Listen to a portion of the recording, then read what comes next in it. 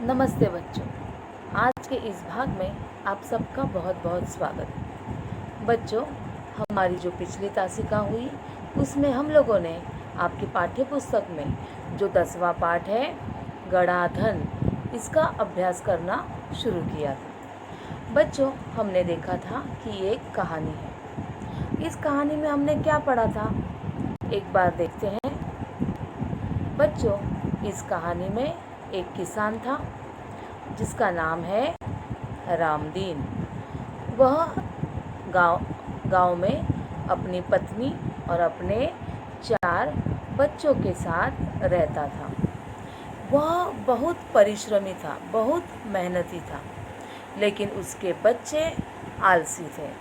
वह कुछ भी काम धाम नहीं करते थे और इस वजह से ही ये जो किसान है जिसका नाम था रामदीन, वह बहुत ही परेशान था।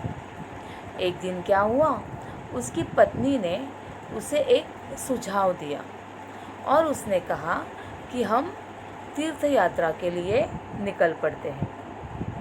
अगली सुबह रामदीन ने अपने बच्चों को बुलाया और उसने बताया कि अब हम बूढ़े हो गए हैं और अब हम भगवान के चरणों में ही अपना समय बिताना चाहते हैं, अपना ज़्यादातर समय बिताना चाहते हैं भगवान की चरणों में, उसके नाम स्मरण में, और इसलिए हमें तीर्थ यात्रा पर जाना है। ये बात जब बच्चों ने सुनी तो वह तो बहुत खुश हो गए। उन्हें लगा चलो अच्छा है, अब हम आराम से अपनी ज़िंदगी बिताएंगे, हम पर किसी का भी बंधन नहीं होगा। और जाते जाते रामदीन ने उन्हें बताया था कि घर पर सारी चीज़ें मौजूद हैं, आपको जो भी चीज़ें लगेगी, आपका खाना पीना, अनाज, पैसा सब रखा हुआ है, और जब भी वो सब ख़त्म हो जाएगा, आपको लगेगा कि अब हमें धन की ज़रूरत है, तब आप क्या कीजिए, मैंने अपने खेत में कुछ धन गाड़ कर खोद कर रखा हुआ है, तो आप लोग उसे निकाल लीजिए।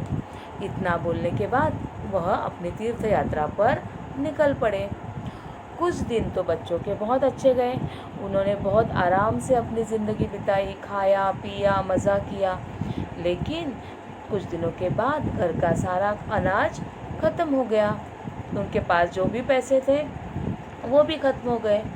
अब वो सोचने लगे कि हम क्या करेंगे, और उसी वक्त उन्हें याद आया कि उनके पिताजी ने उनसे कहा था कि मैंने अपने खेत में कुछ धन छुपा कर रखा हुआ है, ज़मीन के नीचे गाड़ कर रखा हुआ है, तो तुम उसे निकाल लेना। और ये बात याद आते ही वह बहुत ही खुश हो गए और उन्होंने सोचा कि चलो जाकर वो धन हम निकाल लेते हैं। अब आगे क्या हुआ वो अब आज की तासिका में देखेंगे। उन्होंने रात के समय खेत की खुदाई का काम आरंभ किया। वे 2-3 रातें खेत को खोदते रहे, पर कहीं भी उन्हें गड़ा हुआ धन नहीं मिला। रात भर के परिश्रम से वे बहुत थक गए थे। अब क्या हुआ, बच्चों ने क्या किया, जो 4 बच्चे थे किसान के, उन्होंने रात के समय जाकर खेत की खुदाई का काम आरंभ किया मतलब शुरू किया। रात के समय वो जाते थे और खेत को खोदना शुरू करते थे। वे 2-3 रातें खेत को खोदते रहे, पर कहीं भी उन्हें गड़ा हुआ धन नहीं मिला। अब ये जो रात को खोदने का काम उन्होंने एक दिन नहीं किया था, तो 2-3 रातें लगातार वो रात को जाते थे और खेत को खोदते थे, लेकिन उन्हें कहीं भी गड़ा हुआ धन नहीं मिला। और ऐसे रात को जाकर जो वो काम करते थे, परिश्रम करते थे, मतलब बहुत मेहनत करते थे, उस वजह से क्या हुआ, वह बहुत ही थक गए थे। जब सुबह निराश और हताश होकर वे चारों अपने घर लौट रहे थे, तभी रामदीन के परम मित्र हरिनाथ ने पूछा, तुम सब थके हुए क्यों हो? अब ऐसे 2-3 रातें लगातार उन्होंने बहुत मेहनत की थी, क्योंकि उनमें लालच पैदा हो गया था कि हमारे पिताजी ने ज़मीन के अंदर कुछ धन छुपा कर रखा हुआ है। उन्होंने बहुत बहुत खोद कर देखा, लेकिन उन्हें कहीं भी वह धन नहीं मिला, और इस वजह से क्या हुआ, वह बहुत ही निराश और हताश हो गए थे। निराश और हताश का मतलब है बहुत ही दुखी हो गए थे, और वो ऐसे ही अपने घर लौट रहे थे। तभी उन्हें रास्ते में कौन मिला, तो हरिनाथ नाम का एक व्यक्ति मिला। जो कौन थे, तो उनके जो पिताजी थे रामदीन, उनके वे परम मित्र थे, मतलब बहुत ही गहरे उनके दोस्त थे। मित्र मतलब दोस्त। तो उस हरिनाथ ने बच्चों से पूछा, तुम सब थके हुए क्यों हो? क्योंकि सुबह सुबह तो हम बहुत फ्रेश होते हैं, रात भर हम आराम करते हैं, दिन भर काम करते हैं, रात को आराम करते हैं, और उस वजह से क्या हो जाता है, सुबह हम बहुत फ्रेश होते हैं। लेकिन ये बच्चे तो सुबह सुबह थके हुए दिख रहे थे। इसलिए हरिनाथ ने पूछा कि तुम सब थके हुए क्यों हो? कारण जानने के बाद हरिनाथ ने उन चारों को सलाह देते हुए कहा, तुम लोगों ने खेत तो खोद लिया है, अब उसमें बीज बो दो। अब क्या हुआ, बच्चों ने हरिनाथ से सारी कहानी बताई, मतलब किस तरह से हमारे माता पिता तीर्थ यात्रा के लिए चले गए, और जाते जाते हमारे पिताजी ने हमें कहा कि मैंने खेत में ऐसे धन छुपा कर रखा हुआ है। अब इतने दिन के बाद घर का सारा अनाज ख़त्म हो गया, पैसे ख़त्म हो गए, और अब जब हमने खेत खोद के देखा तो अंदर तो हमें कुछ नहीं मिला, और इसलिए हम लोग 2-3 रातों से रोज़ जाकर वो खेत को खोद रहे हैं, लेकिन उसमें हमें कुछ भी धन नहीं मिला, और इसलिए हम थके हुए हैं। तो जब हरिनाथ ने ये कारण जाना तो उसने क्या कहा, उनको एक सलाह दी। सलाह मतलब क्या, एक राय दी। क्या कहा उसने, तो तुम लोगों ने खेत तो खोद ही लिया है, अब उसमें बीज बो दो। हरिनाथ ने क्या कहा, उनको एक उपाय सुझाया कि तुम क्या करो, खेत तो वैसे ही तुम लोगों ने खोद दिया है, अब क्या करो, उसमें बीज बो दो। बीज मतलब जो अनाज के दाने होते हैं, सीड्स होते हैं, उसे बोलते हैं बीज। और बोना मतलब उस ज़मीन के अंदर बीज डाल दो, तो उससे क्या हो जाएगा, खेती हो जाएगी। चारों भाइयों के उदास चेहरों पर खुशी की लहर दौड़ गई। उन्होंने हरिनाथ के कहे अनुसार ही किया। तो क्या हुआ, ये जो बच्चे थे उन्होंने तो एक तो इतना सारा खेत खोद के रखा था, उन्हें लगा चलो हमारी सारी मेहनत व्यर्थ हो गई। लेकिन जब हरिनाथ ने कहा कि तुम उस खोदी हुई ज़मीन में बीज बो दो, तो उन्हें थोड़ा अच्छा लगा, चलो हमारा जो परिश्रम जो किया हुआ है कुछ तो सफल हो जाएगा। तो उनके जो चेहरे थे उस पर खुशी की लहर दौड़ गई, मतलब बहुत खुशी हुई उनको एक खुशी का माहौल तैयार हो गया, और उन्होंने हरिनाथ के कहे अनुसार ही उस खेतों में बीज बो दिए। अब क्या हुआ, खेत में नन्हे नन्हे अंकुर निकल आए। अंकुर मतलब क्या, तो आप जब मिट्टी के अंदर बीज डाल दोगे और उसे पानी डालोगे तो क्या हो जाता है, उसके अंदर से स्प्राउट आ जाते हैं, फिर उसमें आहिस्ता आहिस्ता छोटे छोटे पत्ते आना शुरू हो जाता है, जैसे आप इस चित्र में देख रहे हो। तो वैसे ही क्या हुआ, उस जो मिट्टी थी खेत की, उसमें नन्हे नन्हे नन्हे मतलब छोटे छोटे अंकुर निकल आए। उन चारों के मन में उत्साह जाग गया। वे निराई गुड़ाई करने लगे। मतलब क्या निराई गुड़ाई मतलब, तो खेत में कुछ हम लोग जो अनाज बोते हैं उसके अलावा भी कुछ ऐसी घास फूस उगाती है, तो उसको साफ़ किया जाता है खेतों को। उसके बाद जो छोटे छोटे अंकुर निकलते हैं उसके आसपास की मिट्टी को एक लेवल में लगाया जाता है। तो इस तरह से जो खेतों के छोटे छोटे काम होते हैं, निराई गुड़ाई, वो सब वो करने लगे। फसल बहुत अच्छी हुई। हरिनाथ काका को धन्यवाद देकर वे फसल को बाज़ार में बेचने के लिए ले जाने की तैयारी में जुट गए। अब क्या हुआ, इन्होंने जो ज़मीन खोद कर रखी थी उसमें बीज बो दिए, उस पर मेहनत की, उसमें छोटे छोटे नन्हे नन्हे अंकुर आए, और क्या हुआ, उसके बाद वो फसल बहुत अच्छी हुई। फसल मतलब क्या, तो खेतों में जो अनाज के खड़े पौधे होते हैं ना, जिसमें पूरा अनाज लगा होता है, अच्छे से पत्ते आ जाते हैं, अनाज से तैयार हो जाते हैं, खड़े होते हैं वो पौधे, उन्हें कहा जाता है फसल। तो ये फसल तो बहुत अच्छी हुई। हरिनाथ काका को धन्यवाद देकर वे फसल को बाज़ार में बेचने के लिए जाने वाले थे। मतलब अभी तैयार हो गई सारी फसल, उन्होंने काट के उसके बोरे वगैरह बांधकर उन्होंने सोचा कि अब हम क्या करें, इसे बेचने के लिए बाज़ार में जाएंगे। तो उस तैयारी में वो जुट गए। उसी समय तीर्थ यात्रा से रामदीन और उसकी पत्नी लौट आए। माता पिता के आते ही बेटों ने उनके चरण स्पर्श किए।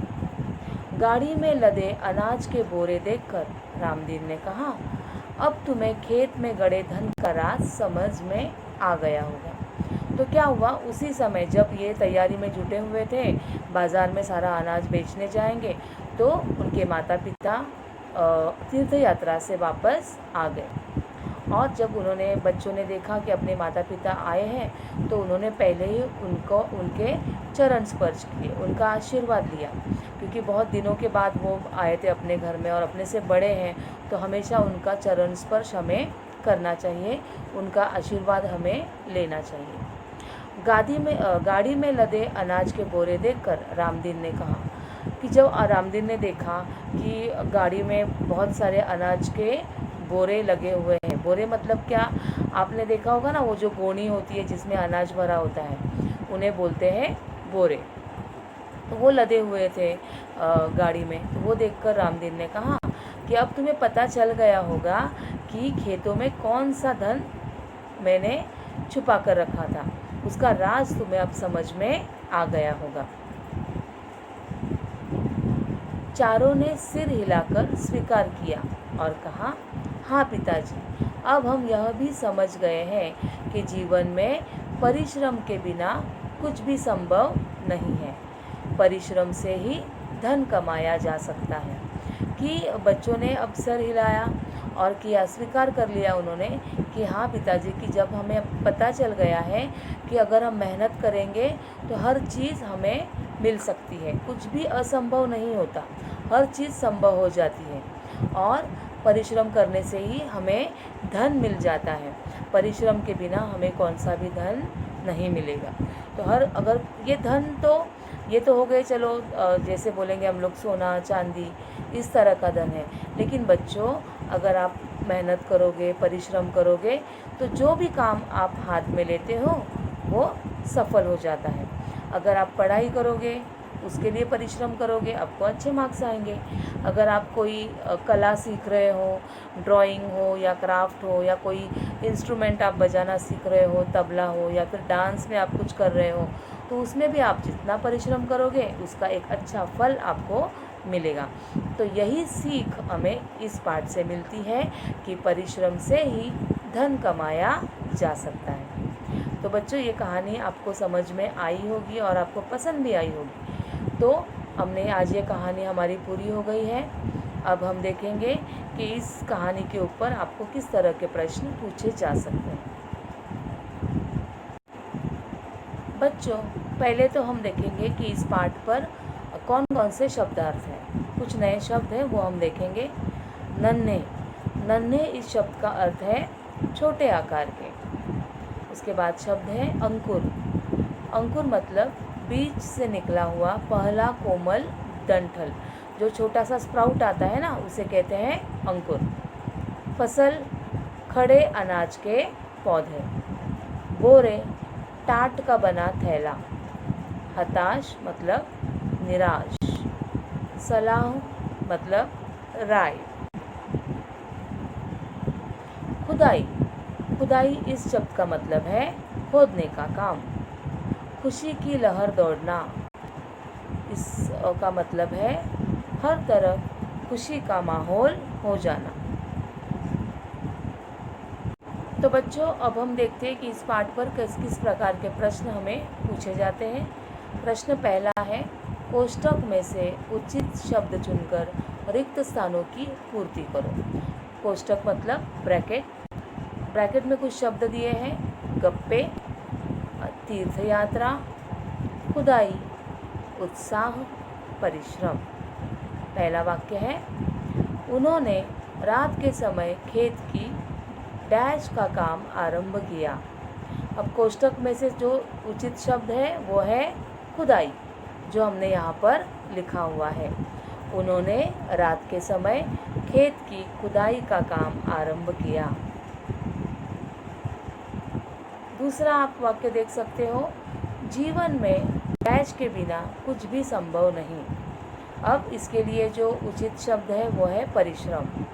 जीवन में परिश्रम के बिना कुछ भी संभव नहीं। अगला वाक्य है, चारों के मन में डैश जाग गया।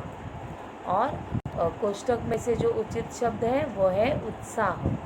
चारों के मन में उत्साह जाग गया। अब प्रश्न दूसरा हम देखेंगे, सही या गलत का चिन्ह लगाओ। आपको वाक्य दिए हुए हैं बच्चों और आपको देखना है कि ये वाक्य सही है या गलत। अब यहाँ पर पहला वाक्य है, चारों भाइयों ने हरिनाथ की सलाह नहीं मानी। अब यहाँ पर देखो बच्चों, हमने देखा कि हरिनाथ ने उन्हें कहा कि अब तो तुमने खेत खोद कर रखे हुए हैं तो उसमें बीज बो दो, और जो चारों भाइयों ने भी वैसा ही किया, उन्होंने खेतों में बीज बो दिए। मतलब ये वाक्य गलत है और इसलिए हम यहाँ पर गलत ये चिन्ह लगाएंगे। दूसरा वाक्य है, फसल बहुत अच्छी हुई। ये वाक्य सही है और इसीलिए हमने यहाँ पर सही का चिन्ह लगाया हुआ है। आगे का वाक्य है, गड़े धन का राज बेटों की समझ में आ गया। यह एकदम सही वाक्य है बच्चों, क्योंकि बच्चों उन चारों भाइयों को लगा था पहले कि सचमुच उनके पिताजी ने कुछ धन ज़मीन के नीचे गाड़ कर रखा हुआ है, लेकिन जब उन्होंने मेहनत की और उसमें से अनाज उग के आया तब उन्हें पता चला कि ज़मीन में किस तरह का धन छुपा कर रखा था। तो उन्हें उसमें से अच्छी सीख मिली और ये वाक्य क्या है, सही वाक्य है। बच्चों आज हमने ये कहानी पूरी कर ली है और आपको भी ये कहानी पसंद आई होगी। इस पर जो प्रश्न दिए हुए हैं, जो पहली तासिका में हमने लिए थे, जो अभी लिए हैं, ये सब आप अपनी नोटबुक में लिखोगे। उसके बाद जो मैंने आपको शब्दार्थ दिए हैं वो भी आप नोटबुक में लिखोगे और इस कहानी को एक बार वापस से आप पढ़ो और इसके ऊपर जो भी असाइनमेंट आपको दिया जाएगा वो भी आपको पूरा करना है। तो बच्चों पढ़ाई कीजिए अच्छे से, क्योंकि यूनिट टेस्ट तो आपने अच्छे से किया ही है। जो आगे हमारी परीक्षा आएगी उसमें भी हमें बहुत अच्छे मार्क्स निकालने हैं और अब तक तो आपको पता भी चल गया है कि किस तरह से आपको पेपर सॉल्व करना होता है। तो आपके सारे डाउट भी क्लियर हो गए हैं। तो अब हम अच्छे से पढ़ाई करेंगे और अच्छे मार्क्स निकालेंगे, तभी तो हमें अच्छा धन मिलेगा, मतलब अच्छे मार्क्स मिलेंगे। अच्छा परिश्रम करेंगे तो अच्छे मार्क्स मिलेंगे। मिलते हैं हमारी अगली तासिका में। धन्यवाद।